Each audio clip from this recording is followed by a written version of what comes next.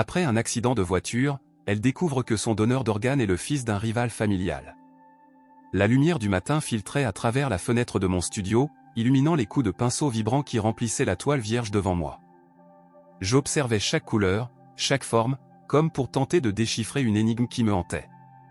Mon cœur battait à tout rompre, non seulement à cause de l'excitation suscitée par l'exposition à venir, mais aussi à cause de l'insécurité latente qui insistait pour m'accompagner. « Sophie, tu es une artiste talentueuse », me dis-je en répétant la phrase comme un mantra, mais le doute s'insinuait toujours, comme une ombre que je n'arrivais pas à dissiper. « Salut Sophie. Êtes-vous prêt pour le grand soir ?» La voix était celle de Clara, ma meilleure amie, qui entra dans le studio avec un sourire radieux et un bouquet de fleurs fraîches. Son enthousiasme était contagieux, mais en même temps, cela me rendait encore plus anxieux.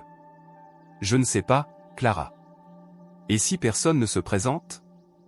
Et si les gens n'aiment pas mon travail ? » dis-je en laissant échapper un rire nerveux. « Arrêtez ça. Tout le monde adorera vos œuvres. Vous mettez votre âme dans chaque coup de pinceau. En plus, je serai là et tu sais que je suis ton fan numéro 1. » Elle m'a fait un clin d'œil et m'a serré dans ses bras. La chaleur de l'amitié me réconfortait un peu, mais l'insécurité persistait, comme un écho dans mon esprit. Alors que j'organisais les derniers détails de l'exposition, mon esprit s'est égaré vers des souvenirs de mon enfance, lorsque j'ai découvert que l'art était mon refuge. Je me souviens d'être assis dans un coin de l'école, griffonnant des dessins dans un cahier pendant que les autres élèves jouaient à la récréation. L'art a toujours été ma voie, mais maintenant, sous la pression de l'exposition, je sentais que cette voie risquait de faiblir. « Allez, Sophie. Il est temps de briller !» s'exclama Clara en me sortant du studio. Dès notre arrivée sur le site de l'exposition, l'ambiance était électriquement chargée. Les murs étaient ornés de mes peintures, chacune racontant une histoire que j'avais vécue. Les gens ont commencé à arriver et bientôt j'ai été entouré d'amis et d'admirateurs, tous louant mon travail. « Votre technique est incroyable. Comment avez-vous réussi à capturer cette émotion ?» a demandé un critique d'art, et j'ai souri, essayant d'absorber le moment, même si l'anxiété était toujours présente. Après l'inauguration, j'ai décidé qu'il était temps de célébrer. « Prenons un verre, Sophie. Vous le méritez. » Clara a insisté et je ne pouvais pas le nier. Nous avons marché ensemble dans les rues lumineuses de Lyon, l'arôme du pain frais et du café flottant dans l'air. Les rires et les conversations ont coulé, et pendant un bref instant, j'ai pu oublier ce qui allait arriver. Alors que nous étions sur le point de nous dire au revoir, un sentiment étrange a commencé à me déranger. « Clara, tu ne penses pas que nous devrions prendre un taxi pour rentrer chez nous ? Je ne veux pas prendre de risques. » La ville, bien que belle, semblait immense et pleine de surprises. « Ah, viens ici. Tout va bien. Allons juste un peu plus loin. L'air est si bon. » Elle a répondu et, à contre-séure, j'ai fini par accepter. Le chemin me paraissait plus long que dans mes souvenirs et la sensation d'inconfort augmentait à chaque pas. C'est alors que tout s'est passé. Une voiture est apparue de nulle part et le bruit assourdissant des pneus qui dérapaient se répercutait dans la rue. Je n'ai pas eu le temps de réagir. L'impact a été brutal et l'obscurité m'a envahi. Il n'y avait aucune douleur, juste un profond silence, comme si le monde s'était arrêté. Quand j'ai finalement ouvert les yeux, j'étais entouré de lumière vive et de voix précipitées. Elle se réveille. Nous devons la stabiliser. J'ai essayé de comprendre ce qui se passait, mais tout semblait confus. La douleur a commencé à s'installer et j'ai réalisé que j'étais à l'hôpital. « Sophie, tu es en sécurité », dit une voix douce à côté de moi, mais je n'arrivais pas à comprendre les mots. Il y avait quelque chose de sérieux dans son ton qui me fit froid dans le dos. « Ce qui s'est passé ? Que m'arrive-t-il ? » J'ai demandé, mais aucune réponse n'est venue. La seule chose que je savais, c'est que ma vie avait changé pour toujours et qu'une nouvelle bataille était sur le point de commencer. Je me suis réveillé dans une pièce stérile, avec une odeur de désinfectant encore fraîche dans l'air, comme si la pièce elle-même essayait de me purifier. Mon cœur battait d'une manière étrange, un battement qui n'était pas le mien, une nouvelle vie en moi. J'ai regardé autour de moi, confus, essayant de me rappeler comment j'étais arrivé là. Puis la réalité de la greffe m'a frappé de plein fouet. J'avais un nouveau cœur. C'était un miracle et en même temps un fardeau. Les infirmières allaient et venaient, toujours avec des sourires encourageants, mais rien ne parvenait à apaiser l'inquiétude qui commençait à s'installer dans ma poitrine. Qu'est-ce qui m'attendait maintenant ? La question résonnait dans mon esprit. La guérison serait douloureuse, mais la vraie douleur allait venir. Julien. Le nom résonnait comme une malédiction. Le fils de mon donneur. Un lien que je n'avais pas choisi, mais qui me liait désormais à lui de manière indélébile. La rivalité entre nos familles était célèbre à Lyon, un conflit qui a traversé les générations. Et maintenant j'étais en vie grâce à ton père. Je me demandais comment il se sentait. Alors que j'étais perdu dans mes pensées, la porte s'ouvrit, révélant une silhouette grande et mince. Julien entra, le regard porteur d'un mélange de douleur et de colère. Il hésita à l'entrée, comme s'il luttait contre une envie de fuir. Le silence entre nous était presque palpable, une tension qui pouvait être coupée à coups de couteau. « Es-tu Sophie ?»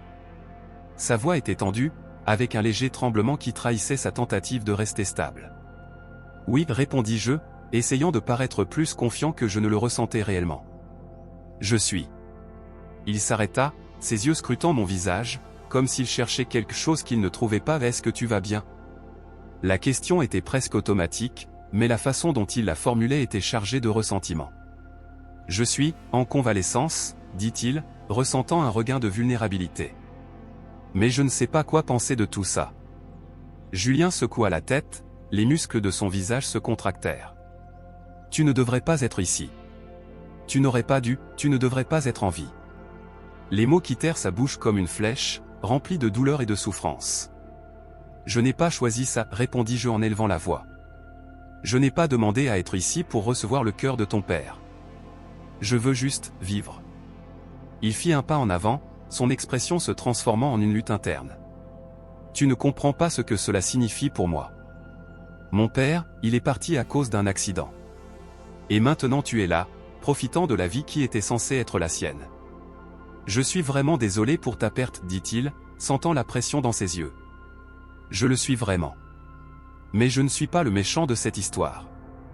J'essaie aussi de comprendre tout cela. » Julien s'arrêta, ses yeux s'adoucirent un bref instant, mais bientôt la colère reprit le dessus. « Comprends ? Tu penses pouvoir comprendre la douleur que je ressens ? Tu ne sais pas ce que c'est que de perdre quelqu'un qu'on aime. » « Je sais ce que c'est de perdre, Julien, répondis-je d'une voix tremblante. J'ai failli perdre la vie. Et maintenant, j'ai un nouveau cœur. Un cœur qui appartient à un homme qui aimait sa famille. Je ne veux pas de ça entre nous. » La tension dans la pièce était presque insupportable. Il avait l'air d'être sur le point de s'éloigner, mais je ne pouvais pas laisser cela arriver. « S'il te plaît, suppliai-je. Pouvons-nous au moins essayer de comprendre ce qui s'est passé ? Nos familles, elles ont déjà leur rivalité. Mais cela n'a pas besoin de se reproduire entre nous. » Il inspira profondément, comme s'il combattait une tempête intérieure. « Je ne peux pas l'ignorer. C'est trop compliqué. Alors essayons de rendre les choses plus faciles, suggérai-je, le cœur battant. Parlons, c'est tout. Tu n'es pas obligé de me pardonner maintenant, mais nous pouvons essayer de nous comprendre. » Julien me regardait et je voyais la lutte dans ses yeux. Il voulait s'en aller, mais il voulait aussi rester. Au fond, il y avait une étincelle de curiosité, et je me demandais si lui aussi ressentait le besoin de trouver un point de connexion, même s'il était ténu. « Je ne sais pas, » murmura-t-il, rompant finalement le contact visuel. Tout est tellement nouveau et déroutant. Je suis confus aussi, dis-je, me sentant plus vulnérable que jamais. Mais je veux essayer. Pour toi et moi. Il restait silencieux et j'avais l'impression que le poids de l'histoire entre nos familles commençait à devenir un défi que nous pouvions relever ensemble, même si le chemin était tortueux. Les lumières de la ville de Lyon clignotaient au loin tandis que je regardais l'écran vide devant moi. La pression de l'exposition à venir m'a consumé, mais ce n'était pas seulement l'art qui me tourmentait. La pensée de Julien, avec son regard plein de douleur et de ressentiment, planait sur moi comme une ombre. Chaque jour qui passait, la tension entre nous semblait augmenter, mais, étrangement, quelque chose d'autre s'épanouissait aussi, une attirance que j'essayais d'ignorer, mais qui devenait plus forte à chaque rencontre. « Tu penses encore à lui, n'est-ce pas ?» a demandé Clara, ma meilleure amie, en ajustant un coup de pinceau sur sa propre toile. Je l'ai regardé, ne sachant pas comment répondre. Je suppose que je ne peux pas m'empêcher de penser à la façon dont il me regarde, comme si j'étais responsable de tout. Ce n'est pas le cas, dit-elle fermement. Il est blessé, Sophie. Sa douleur est réelle, mais la tienne aussi. Tu dois te concentrer sur ton art, sur ton rétablissement. Je soupirai, sentant le poids de la vérité dans ses paroles. Je sais, mais c'est dur. Parfois, j'ai l'impression que ce que je fais ne suffit pas à honorer la mémoire de mon donateur. Je veux créer quelque chose qui lui rende justice, et en même temps, je veux comprendre Julien. Cette nuit-là, alors que la ville s'illuminait au clair de lune, j'ai décidé de travailler sur mon nouveau travail. C'était un hommage à l'homme qui m'a donné une seconde chance. À chaque coup, je laissais échapper un peu de ma douleur, un peu de la culpabilité que je ressentais encore d'être en vie. Les couleurs coulaient comme des larmes sur un écran et je me perdais dans le processus. Dans les jours qui ont suivi, nos familles se sont réunies pour le dîner et la tension était palpable. Je ne voulais pas voir Julien, mais il était là, dans un coin de la pièce, en train de parler à son frère. Le regard que nous avons échangé était plein de significations tacites. C'était comme si l'air entre nous était électrifié, et je me demandais s'il le ressentait aussi. Pendant le dîner, j'ai essayé de garder la conversation légère, mais la rivalité entre nos familles était un éléphant dans la pièce. Quand quelqu'un évoquait le passé, l'atmosphère devenait encore plus lourde. « Est-ce que vous parlez encore de ce qui s'est passé ?» ai-je demandé en essayant de briser la glace. La réponse est venue d'un oncle éloigné, qui a commencé à parler de rivalité historique. « C'est difficile à oublier, Sophie, » dit-il en me regardant directement. « Nos familles ont une histoire compliquée. Nous ne pouvons pas l'ignorer. » Julien, qui était à proximité, m'a lancé un regard mêlé de frustration et de tristesse. « Comme si ça pouvait t'aider, murmura-t-il, à peine audible. L'histoire ne peut pas définir qui nous sommes aujourd'hui. » Cette nuit-là, la conversation prit une tournure sombre et je me sentais plus éloigné que jamais de Julien. Mais lorsque la fête s'est terminée et que les gens ont commencé à se disperser, je l'ai vu seul, loin du groupe. Le courage m'a pris d'assaut, j'ai décidé de me rapprocher. « Julien, commençai-je avec hésitation. On peut parler ? » Il hésita, mais acquiesça. « Bien sûr, mais je ne sais pas si ça sert à quelque chose. Je voulais juste dire ça. Je n'essaie pas de manquer de respect à la mémoire de ton père. Je lui suis reconnaissant, pour tout ce qu'il a fait. Et je suis désolé pour ta douleur, dis-je sincèrement. Penses-tu que c'est facile pour moi ? » Julien répondit, la voix pleine d'émotion. « Tu es là, vivant, alors que la vie de mon père a été effacée. C'est difficile de te voir comme quelqu'un qui mérite ça. » Je n'ai pas demandé ça, dis-je, la frustration m'envahissant. Je veux juste comprendre. Pouvons-nous essayer de nous comprendre, même avec toute cette rivalité ? Il m'a regardé dans les yeux et pendant un instant, la tension a semblé se dissoudre. Peut-être. Mais je ne peux pas promettre que ce sera facile. Je ne m'attends pas à ce que ce soit le cas, répondis-je, ressentant un mélange d'espoir et de peur. Je veux juste essayer. Les regards que nous échangions à ce moment-là étaient une invitation à quelque chose de plus, quelque chose qui transcenderait la haine entre nos familles. La connexion était là, palpitante entre nous, et je savais que je ne pouvais pas l'ignorer. La bataille entre le passé et le présent devenait de plus en plus intense, mais j'étais prêt à me battre pour l'obtenir. Le soleil brillait fort à Lyon et j'étais nerveux en regardant la galerie que j'avais choisie pour mon exposition. L'espace était rempli d'œuvres que j'avais créées tout en luttant contre la douleur et l'incertitude suite à ma greffe. Chaque coup était une tentative d'exprimer non seulement ma gratitude envers le donateur, mais aussi la tourmente émotionnelle à laquelle j'avais été confronté. En me serrant la main, j'ai passé en revue les détails de l'assemblage final. Il était temps d'inviter Julien. « Tu viens, n'est-ce pas ?» lui ai-je demandé, essayant de cacher l'anxiété dans ma voix. Il hésita, regardant le sol alors que la lumière du soleil se reflétait sur ses cheveux bruns. « Sophie, ta famille, et la mienne, je ne sais pas si c'est une bonne idée. Nous devons faire face à cela. J'essaie de transformer cette rivalité en quelque chose de positif. Pour nous, dis-je, sentant le poids de l'histoire entre nos familles sur mes épaules. » Il inspira profondément et la tension entre nous était presque palpable. « Je vais y réfléchir. » Alors que je m'éloignais, une partie de moi avait envie de crier « Tu ne peux pas rester assis sur la clôture. » Mais j'ai compris.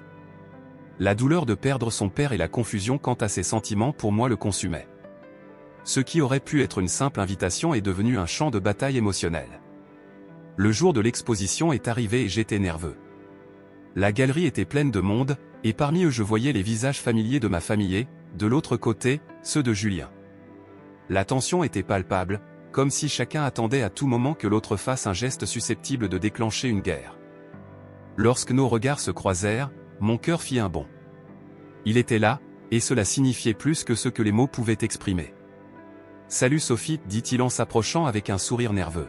« Vos œuvres sont incroyables. »« Merci, Julien. »« Je suis content que tu sois venu », répondis-je en essayant de garder ma voix ferme. Mais la présence de nos familles en arrière-plan rendait tout plus compliqué. « Vous ne pouvez pas vous attendre à ce que tout cela soit résolu du jour au lendemain », a-t-il déclaré en regardant par-dessus mon épaule, là où sa mère parlait à la mienne. « La rivalité est profonde. »« Je sais », murmurai-je, mais nous ne pouvons pas laisser cela définir qui nous sommes. Pas après tout ce que nous avons vécu. Il hocha la tête, mais l'expression de son visage montrait qu'il était toujours en conflit. J'avais envie de le rapprocher, de l'éloigner des intrigues familiales, mais la pression était intense. Soudain, ma mère a commencé à se disputer avec la mère de Julien. Les voix montèrent et je sentis mon estomac se retourner. « Que fais-tu ici, Sophie ? Ne réalises-tu pas que tu ne fais que rouvrir de vieilles blessures » a crié ma mère, tandis que la mère de Julien lui répliquait. « De vieilles blessures ? Tu parles comme si je n'avais pas perdu mon père » a-t-elle répondu, et l'ambiance est devenue insupportable. Pour l'amour de Dieu, c'est une exposition d'art, pas une arène de combat. J'ai crié, je n'en supportais plus. Tous les regards se tournèrent vers moi et le silence envahit la pièce. Julien me regardait avec une expression mêlée d'admiration et d'inquiétude. « Je suis désolé, Sophie, dit-il doucement, alors que les voix commençaient à se taire autour de lui. Je ne voulais pas que ça arrive. Moi non plus, répondis-je en passant ma main dans mes cheveux. Mais s'il vous plaît, essayez de comprendre que c'est important pour moi. Pour nous. » Il s'est rapproché et dans un moment de vulnérabilité, nos regards se sont à nouveau croisés. Je ne sais pas comment gérer tout ça. Tu es la personne qui porte le cœur de mon père, mais en même temps, je ressens pour toi quelque chose que je ne peux ignorer. Julien, dis-je, presque en chuchotant. Nous pouvons écrire une nouvelle histoire, si nous sommes prêts à essayer. Mais au fur et à mesure que nous parlions, j'ai réalisé que le fossé entre nos familles était plus profond que nous l'imaginions. Notre lien était fort, mais l'environnement hostile qui nous entourait semblait nous repousser. Alors, avec l'écho des voix en arrière-plan, j'ai senti que, même si nous voulions nous rapprocher, le poids de la rivalité pesait toujours sur nous, comme une ombre menaçante qu'on ne pouvait ignorer. La lumière du soleil filtrait à travers les rideaux de mon studio, baignant tout d'une teinte dorée. J'ai regardé la toile vierge devant moi, mais la vérité était que mon esprit était loin des couleurs et des pinceaux. Je ne pouvais pas m'empêcher de penser à Julien. Son image, avec son regard profond et confus, s'accrochait à ma mémoire, comme une ombre qui ne me laissait pas tranquille. J'ai décidé que j'avais besoin de passer du temps loin de lui, mais le désir m'a consumé. À ce moment-là, les émotions sont devenues une toile vierge sur laquelle je devais peindre ma douleur et mon espoir. Avec un soupir, j'ai ramassé les peintures et je me suis mis au travail. Les couleurs s'épanouissaient sous mes mains, un mélange de bleu et de rouge, chaque coup de pinceau reflétant la confusion que je ressentais. La douleur d'avoir perdu la liberté d'aimer était étroitement liée à l'espoir d'un avenir qui pourrait être différent. « Qu'est-ce que tu fais, Sophie ?» murmurai-je tandis que les larmes coulaient sur mon visage. « Vous vous éloignez simplement de ce qui pourrait être beau. » J'ai été interrompu par un léger coup à la porte. Mon cœur s'emballa. Était-ce lui ? Non, ce n'est pas possible. Je n'étais pas prêt à le revoir. Sophie ? La voix de Julien semblait hésitante de l'extérieur. Le bruit m'a retourné l'estomac. Je ne savais pas si je devais ouvrir la porte ou me cacher derrière le paravent. Je suis occupé. J'ai crié, mais ma voix ressemblait davantage à un appel à l'aide. Puis-je entrer ? S'il vous plaît, je veux juste parler. Il avait l'air vraiment affligé et cette vulnérabilité m'a fait hésiter. Que pourrais-je lui dire ? De quoi pourrions-nous discuter d'autre que la rivalité entre nos familles ? J'ai pris une profonde inspiration et j'ai finalement ouvert la porte. Julien. L'impact de le voir là, avec des fleurs à la main et un regard sincère, m'a laissé sans voix. Il sourit timidement, et ce geste désarma quelque peu la barrière que j'essayais d'ériger. Désolé pour la confusion lors de l'exposition. Je ne savais pas comment gérer tout ça. Il s'avança et les fleurs pendaient dans ses mains. C'est son pour vous. Des excuses. Je ne pouvais pas détourner le regard de ses yeux, qui semblait chercher quelque chose en moi. Julien, je ne sais pas si ça. Si on. Commençai-je, mais il m'interrompit. Je sais que nos familles ont une histoire compliquée, mais je ne veux pas que cela nous définisse. Je veux vraiment te connaître, sans le poids du passé. Il avait l'air si sincère et cette honnêteté m'a donné envie de croire qu'il y avait de l'espoir. Êtes-vous prêt à ignorer tout ce qui s'est passé? Ai-je demandé, essayant de comprendre si c'était vraiment possible. Il s'est rapproché et j'ai senti la tension dans l'air. Ce n'est pas facile. Je ne vais pas mentir. Mais j'ai des sentiments pour toi, Sophie. Et cela me fait mal de penser que nous pouvons laisser nos familles décider de ce que nous devrions ressentir.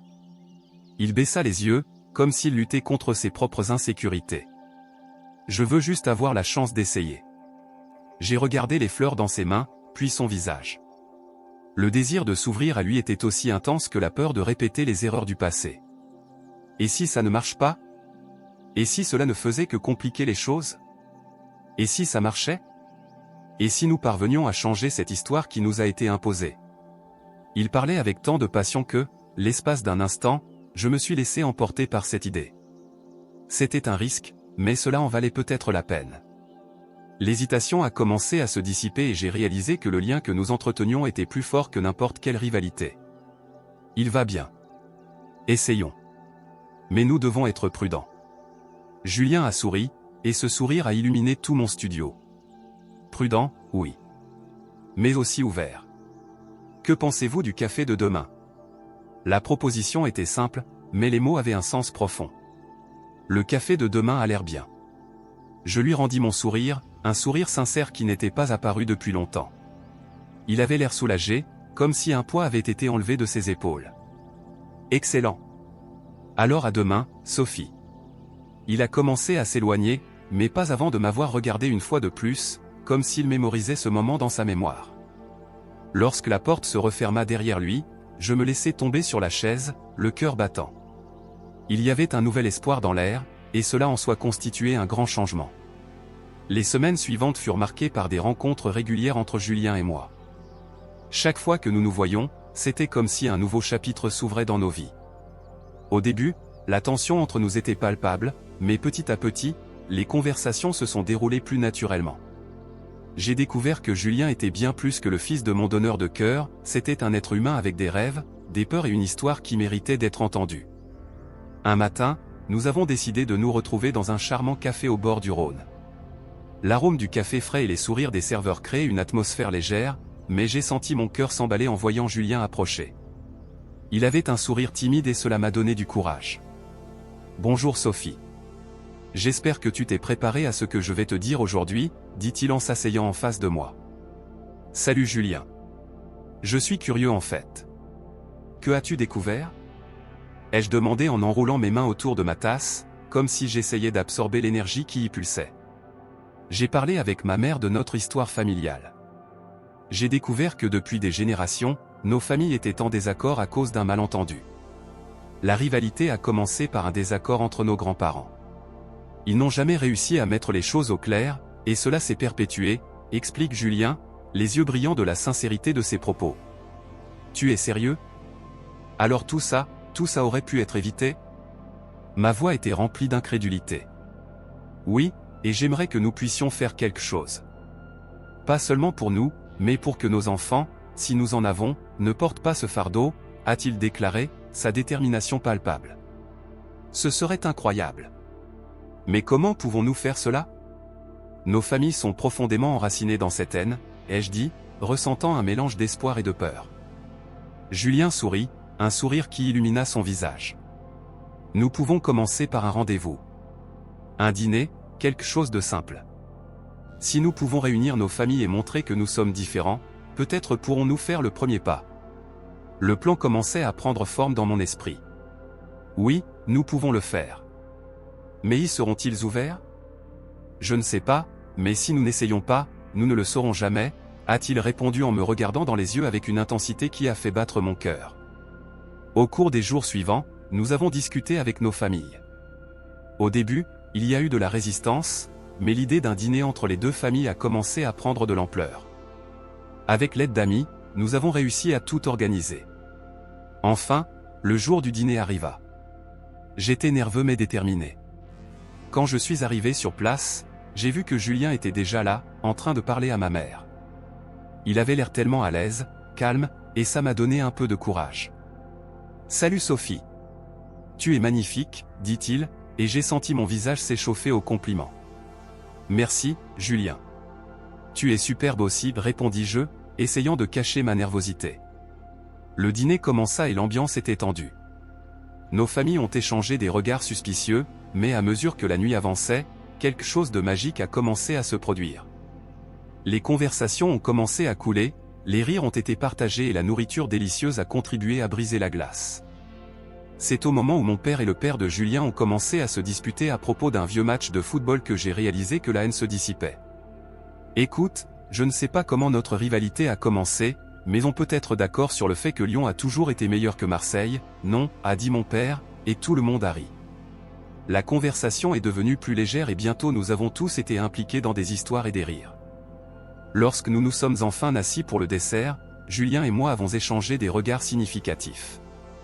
Je vois que l'amour a vraiment le pouvoir de guérir, murmura-t-il, et j'acceptais avec un sourire.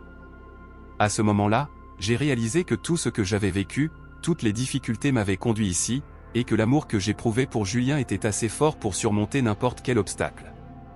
Nos familles se sont réunies ce soir-là et à la fin, nous avons porté un toast à l'amour et à la réconciliation.